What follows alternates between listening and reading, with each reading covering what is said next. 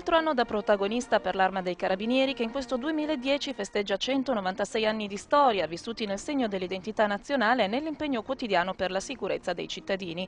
La cerimonia interregionale della Fondazione a Padova, con una rappresentanza degli oltre 16.000 militari accolti nella sede della Legione da autorità civili, religiose ma anche scolaresche e gente comune. Un doveroso tributo ai Carabinieri ma anche un momento di bilancio per gli ultimi 12 mesi di attività.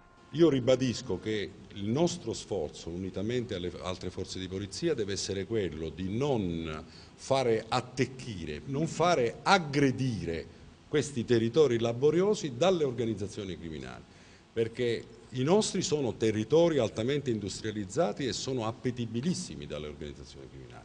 Organizzazioni criminali stabili sul territorio non esistono. Il nostro sforzo deve essere quello di non fare aggredire questi territori. In Veneto i delitti denunciati aumentano del 3%, tra questi diminuiscono le rapine ma aumentano i furti. Due fenomeni confermati su cui concentrare le forze, la piaga della droga e forme di criminalità aggregata autonoma di extracomunitari. Confermato di rimando anche l'elevato senso di fiducia da parte dei cittadini nei confronti dei militari dell'Arma, presso le cui stazioni vengono raccolte oltre il 70% delle denunce, che a loro volta hanno innescato più di 650.000 servizi di repressione o vigilanza sul territorio.